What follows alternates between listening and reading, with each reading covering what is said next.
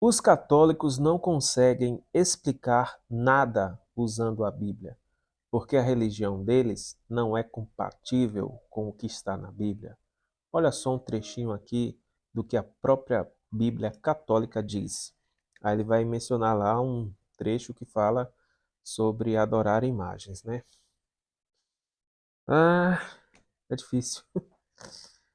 É assim, a religião católica, ela não se prende somente à Bíblia, entendeu? Por isso que você vai ver alguns ensinamentos católicos que você não vai encontrar explicitamente na Bíblia, sabe?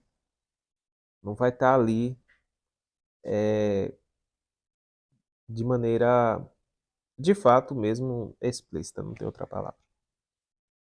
Então, é por isso, porque a Igreja Católica, que é a única, a verdadeira Igreja de Jesus Cristo, fundada por Jesus Cristo, quando Jesus fundou a sua igreja, por meio de Pedro e dos apóstolos, se você pensar assim um pouquinho, não precisa, sabe, só um pouquinho, você vai ver que a igreja ela não tinha Bíblia, ela não tinha os livros do Novo Testamento, tá bom?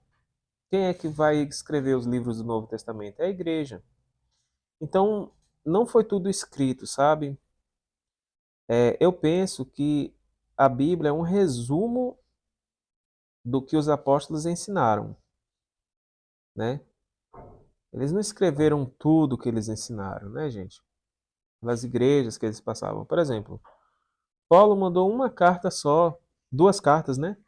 Para os Tessalonicenses, que vão ser a primeira carta aos Tessalonicenses vai ser o primeiro livro do Novo Testamento.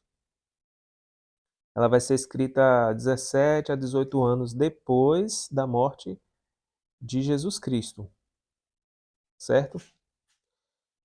Então, será que aquela igreja ela vivia só com o ensinamento da primeira carta, porque depois que vai ser enviada a segunda, né?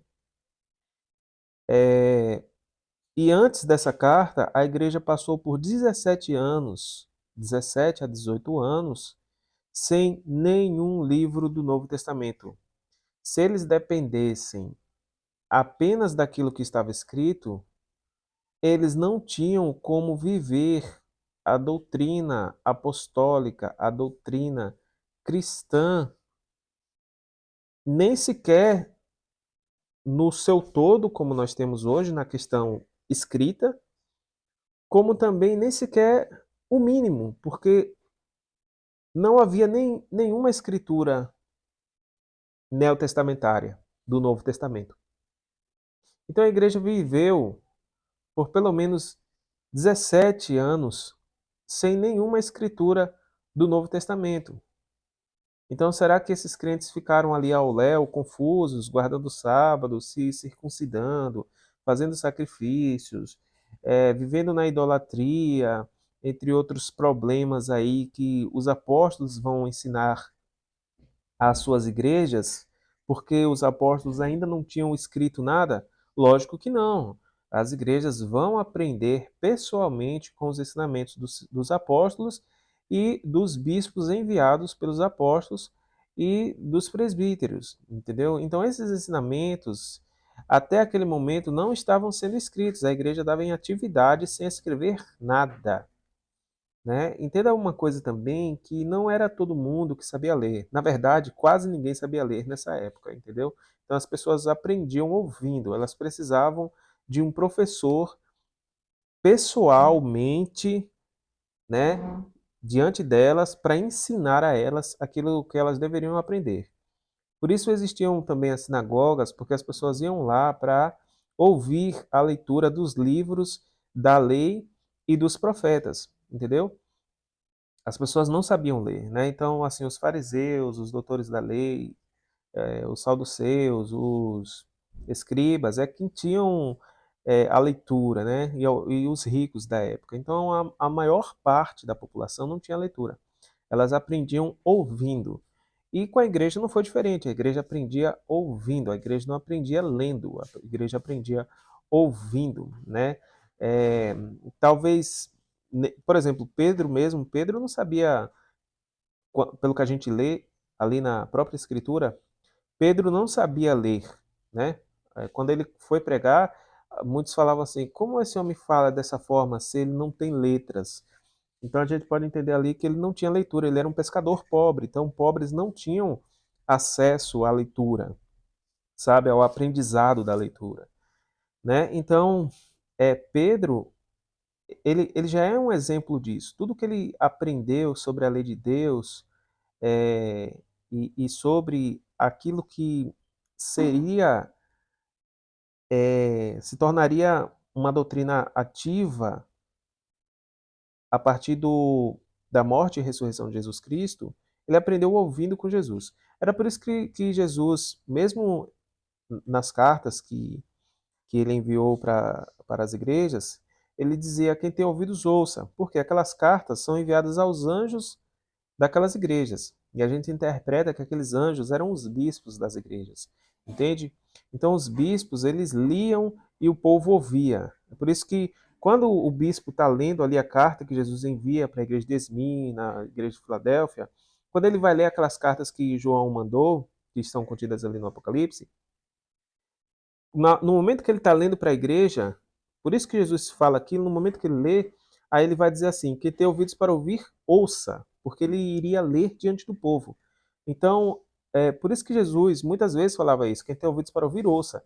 Ele não dizia assim: quem tem olhos para ver, leia, entendeu? Porque a maioria das pessoas não sabiam ler.